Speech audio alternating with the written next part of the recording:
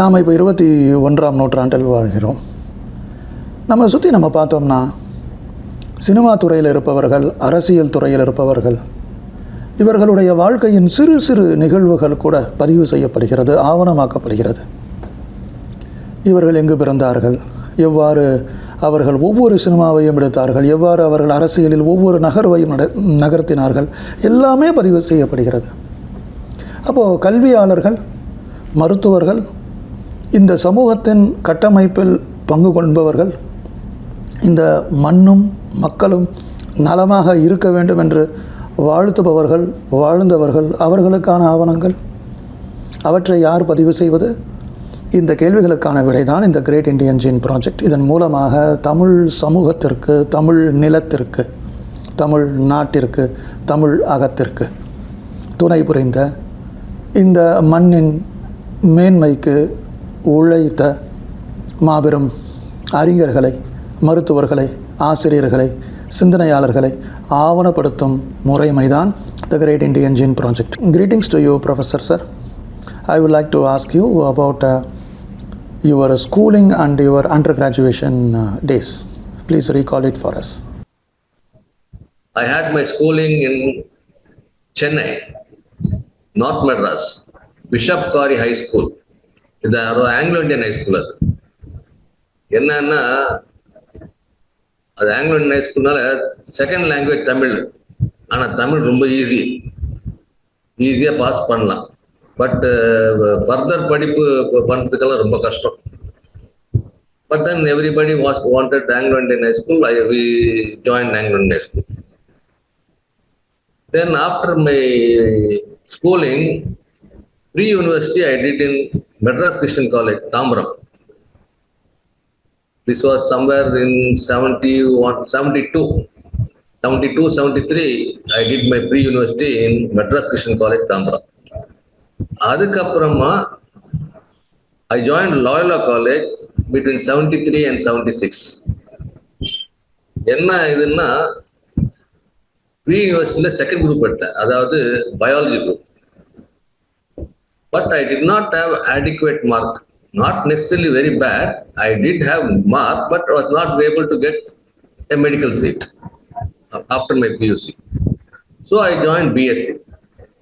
So BSc I joined botany, BSc botany, because I thought I will not get zoology. And at the time biology படிச்சா ஒண்ணா botany join பண்ணனும், இல்லனா zoology join பண்ணனும். Chemistry தர மாட்டான், physics தர மாட்டான், எதுவுமே தர மாட்டான். ஏன்னா I did not have maths. So botany போட்டேன், உடனே கொடுத்துட்டான் Loyola College. So 3 years in Loyola College. Every year I used to apply for medicine. But every year, although my interview went on well, but I did not get it. அது என்னவோ தெரியல, probably they thought my mark was less or more. But when I finished my botany, that is in 76, I got an university second rank. Madras University second rank in botany. That is a very good mark. 1976, we had emergency in India. So entire we did not have entrance examination. Entire the MBBS selection மாறி போச்சு. True merit was given, and I joined medicine in 76 under graduate quota. இது வந்து 10% quota. Not with my PUC mark. Because I got an university rank, because there was emergency, I got into medical college, surprisingly. அது எனக்கு surprise தான். ஆனால் கிடைச்சிட்டான். Because I was thinking in joining something else, because I thought I'll never get medicine, and my parents forced me to do medicine. What? 3 years of BSc, then 6 years of MBBS is too long a period. I said, no, I'll not join. But my mother wanted me to join medicine because my father was a doctor, my grandfather was a doctor, my uncles were doctor, my cousins were doctors, everybody was doctor. So somehow or other I joined medicine in 1976, Kilpauk Medical College. During the entire 6.5 years course at that time, where I had to do 1 year for basic sciences like physics, chemistry, biology, எல்லாமே. அதெல்லாம் இப்பெல்லாம் இல்லை, அது அந்த டைம்ல இருந்தது. So 6.5 years was a course. So by the time I finished my MBBS, it was 83. That is why we are called as 1976-83 batch. எங்க batch பேரு 1976-83. So it will be 6.5 years. Dear Professor Sir, please recall for us your post-graduation phases. How did you study post-graduation? Which college you studied? Who are your teachers? Who are your mentors? Whom you are thankful to? So you can ventilate all your memories to us now. So as soon as I finished my MBBS, I wanted to do postgraduate. I was not interested in surgical side at all. I wanted to do general medicine. But again, at that time, we did not have entrance examination or anything. It was a different period, but for a different reason. I knew I will not get medicine, general medicine. So the other alternative left was equal to medicine was chest medicine. So at that time, we used to have special training. The special training போய் பண்ணானா 3 marks were given extra. In the interview, they used to give marks. So I did special training in chest medicine, but and as usual, I applied for chest medicine as well as MD Physiology first time. Now you ask me why did I apply for MD Physiology? Because frankly speaking, I wanted an MD degree for my practice.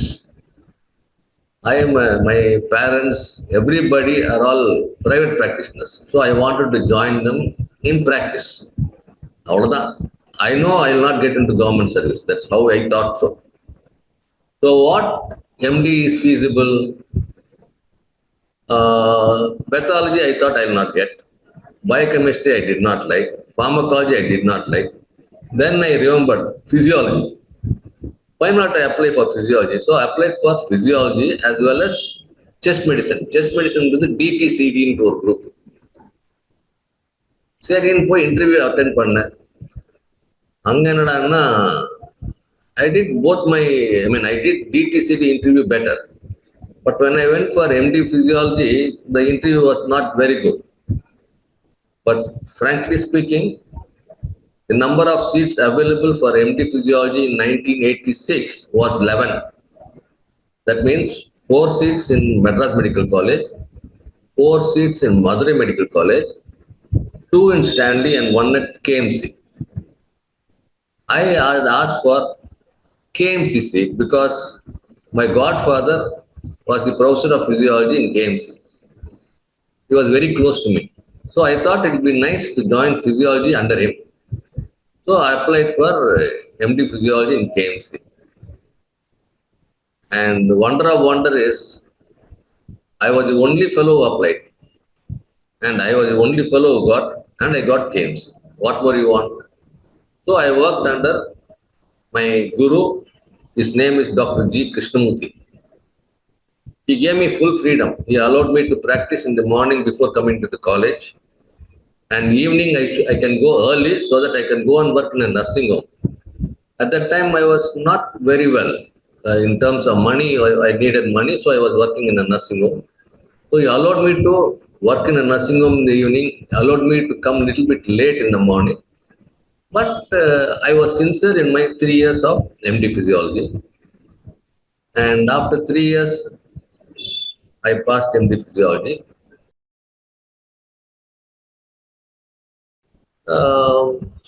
As soon as I passed MD Physiology, before the results could come, I was taken up by a private college. 1986, I think, or 85. First time Tamil Nadu had private colleges coming inside. Annamalai University, PhD Coimbatore and Ramachandra.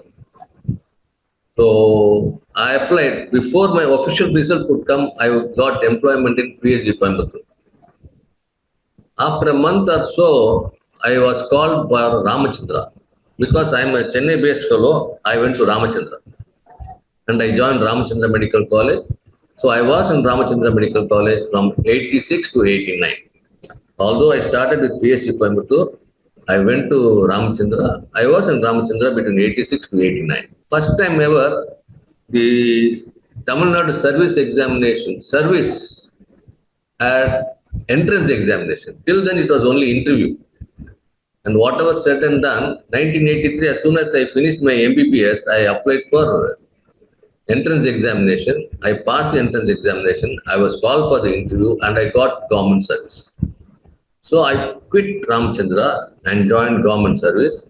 Again, thankfully, I got the college what I wanted, that is Kilpauk Medical College.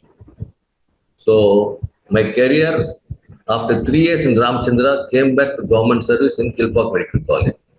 From 86 to 89 Ramachandra, 89 up to 2000 I was in Kilpauk Medical College. As an assistant professor. Both the colleges, I was an assistant professor, although in between I was promoted and transferred. What has happened is, somewhere in between, they gave me a promotion and said, you go to Tirunelveli.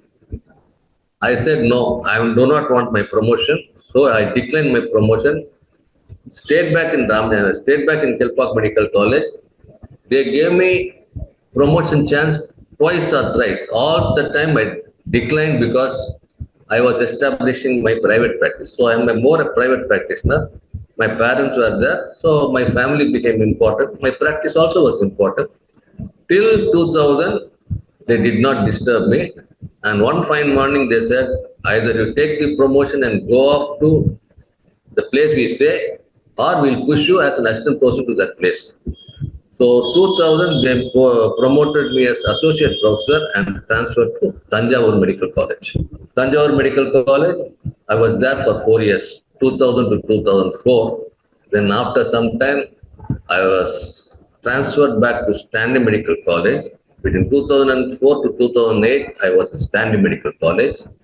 And 2008 to 2012, that is 2012, I retired from Madras Medical College. So 2008 to 2012 in Madras Medical College till I retired in Madras Medical College. Then immediately after that, I was picked up by one more medical college near my house, Madha Medical College. So for 5 years I was there. And from Madha Medical College, lots of things happened. Then I moved over to Panimalar Medical College. Till now I am in Panimalar Medical College. This is my post-graduation and my journey along it. When I was doing my MBBS, I became a student secretary. I was a very popular guy. I became a student secretary and I had to do a strike and all. So at that time, it was like that. At that period, one of the staff member or staff advisor was my physiology professor. He was guiding me throughout the strike. He belongs to a labor union leader or whatever it is. He knew what was strike or whatever it is. He guided me. And he became very close to me. So that is why one of the reasons for me to join physiology was that I'm going back to a person whom I believed. He became my role model. Undergraduate level a role model. So PG and help பண்ணுவார்னு நினைச்சேன். அதே மாதிரி தான் பண்ணார். Say, I don't think so there is any professor who says, Rao, நீ காத்தால practice முடிச்சுட்டு வா. Rao, நீ எப்போ வேணுமான evening போ. அதாவது he gave me so much of liberty for my, he knew my background and he helped me a lot. So even my thesis and all he gave me.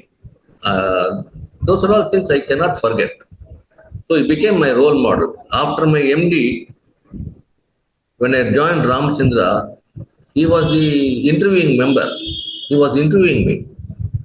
He fought with the administrator and gave me the assistant professor post in Ramachandra. He was backing me a lot. He knew my background. He helped me a lot. So he is my role model at that point of time. Yes. Then of course, in that physiology department, I had one other person who was an assistant professor in the department. And when I joined physiology as an assistant professor from Ramachandra, she became very close to me. Her name is Professor Gunavati. She was a very homely lady. She was just like my Krishnamurti. Krishnamurti, when I came back from from Ramchandra to KMC, he had moved away to Madras Medical College. This is a government service. They get transferred. But Gunavati was backing me to the course. She gave me the all freedom in the department. Literally, I was running the department, although she was the head of the department. So she was very, very human, very, very motherly. I cannot forget that. That's the greatest thing. At that point of time, role models do matter. Yes. Dear Professor Sir, I would like you to recall the research activities which you have done and your journey in research related to physiology and in the area which you are more absorbed to. Again, I'll have to tell the truth. I told you earlier itself, I did MD Physiology not with an interest in physiology. I'll make a frank this thing. My ambition, only ambition in my life was not to become a teacher. But what has happened is, I joined MD Physiology, I became a teacher. Research was never my idea, except that my thesis was there, I finished my thesis, that's all over. When I was in KMC, I was working on pulmonary function studies. Yeah, this is very important. I had an opportunity to get a pulmonary function instrument, and I was working on pulmonary function studies. Nobody taught me anything about it, so I slowly got interested in pulmonary function studies and did some work on that. And I became a consultant for pulmonary function studies for a nearby private lab. How much I knew, I do not know, but I did. I learned on the way. I learned on the way how to do the test. Then slowly, because KMC was a PG institute, because we had a pulmonary function instrument, my PG thesis were mostly on pulmonary functions. So I was doing work on pulmonary function along with my PGs. This is how I started.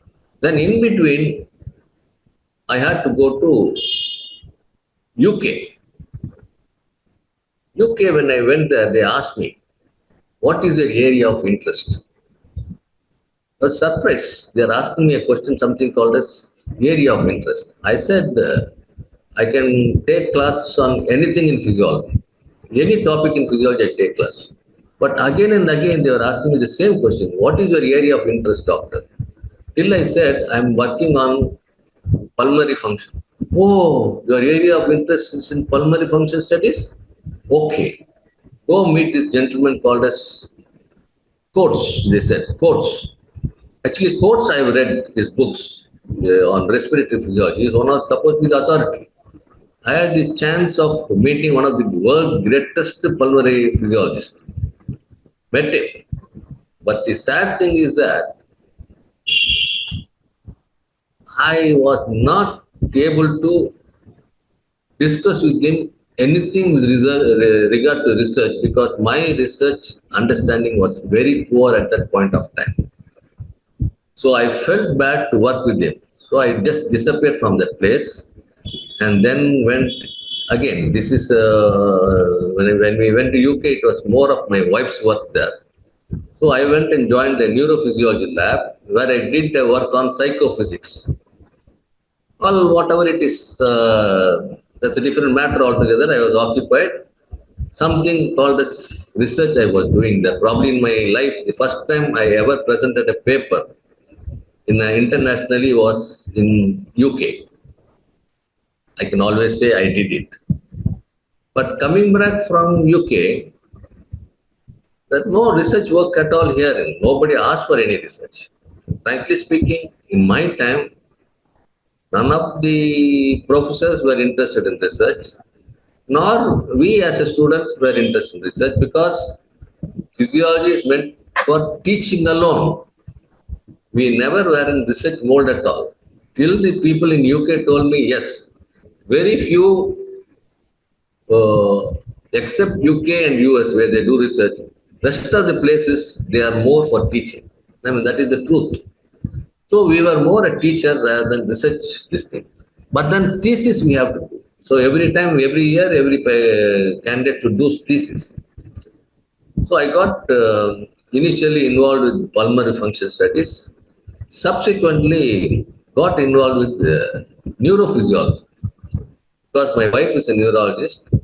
I got used to the instrument in neurophysiology, so I started working in neurophysiology. Not with any interest, because I have to help my postgraduate to do something. One more truth I'll have to say. Although I finished my MD in 1986, first time I presented a paper in a conference was in 2008. That is how many years?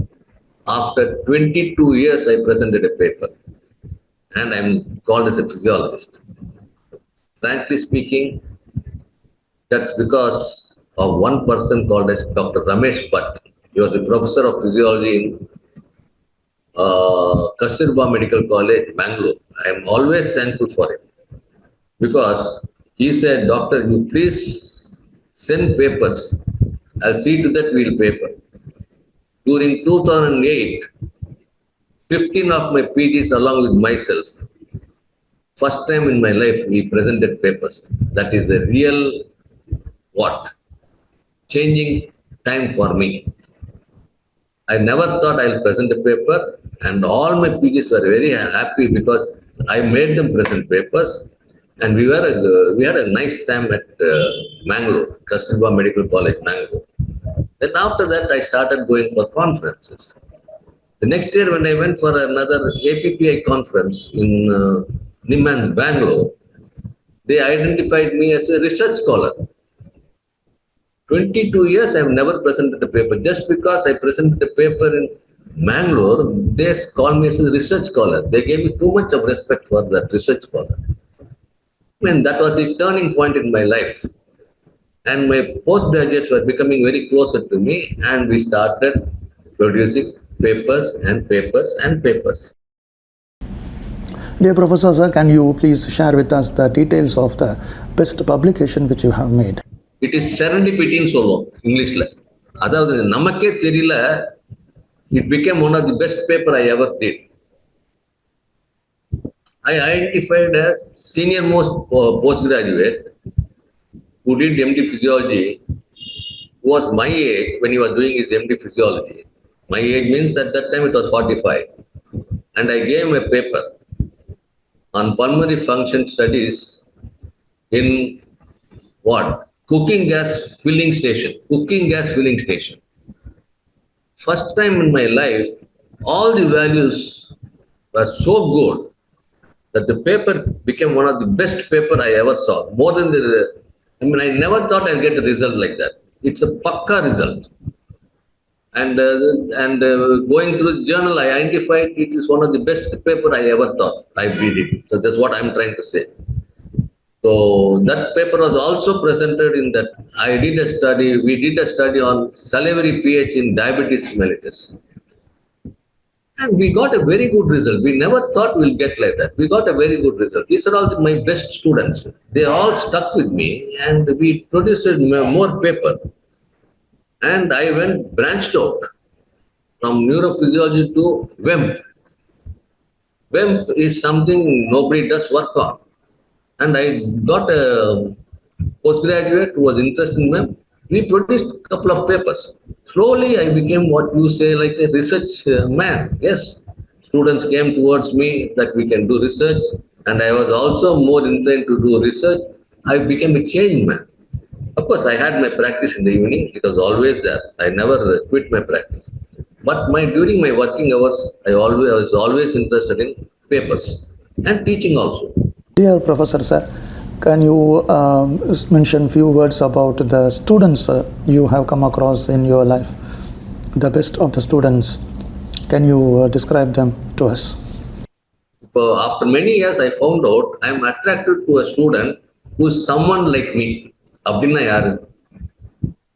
Good, he is good, but he does not know he is good.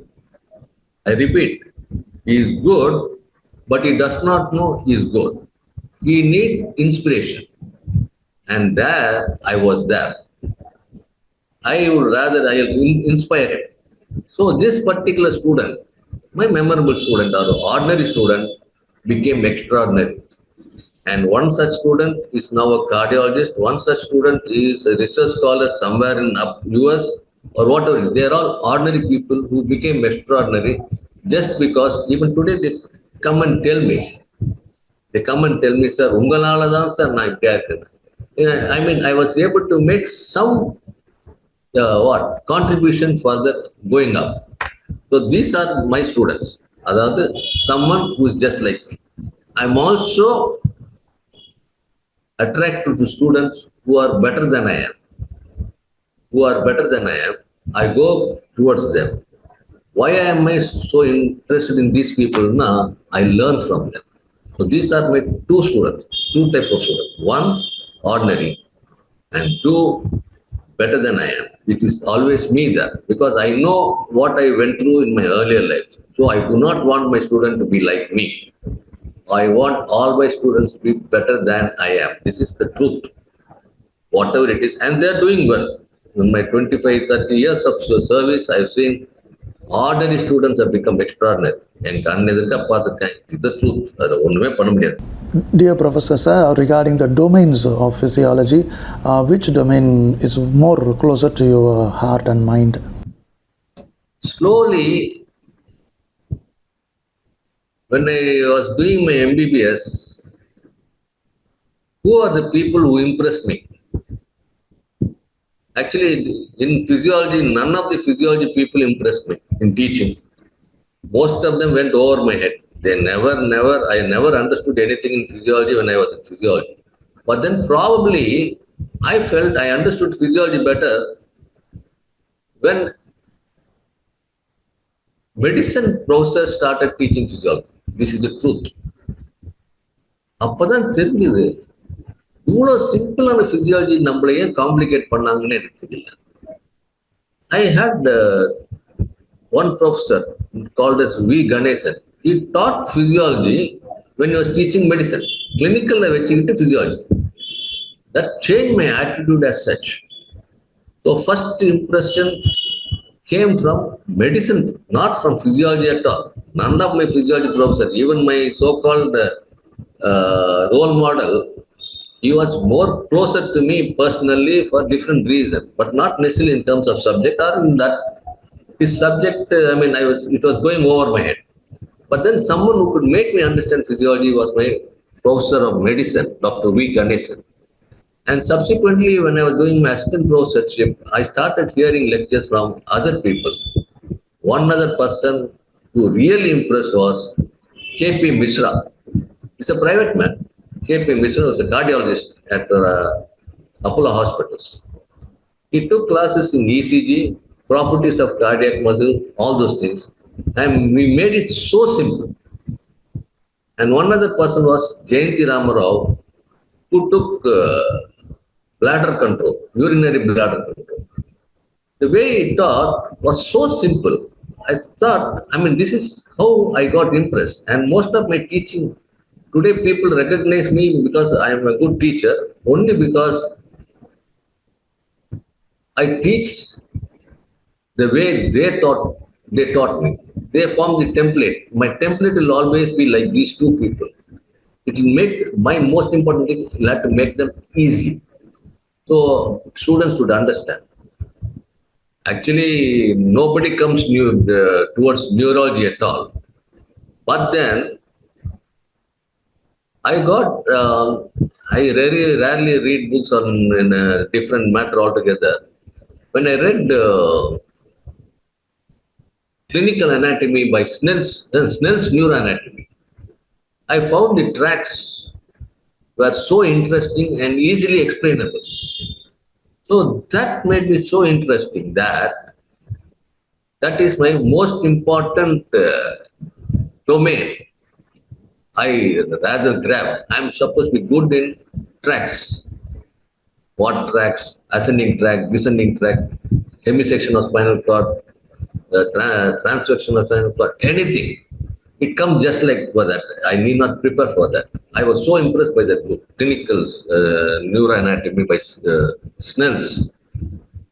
Then, of course, as I said, because KP Mishra took cardiology, cardiovascular regulation was easy for me. Even now, I am quite good at that. Bladder control is my real take. I really, whenever opportunities arise, I go for that. And vision, I do better.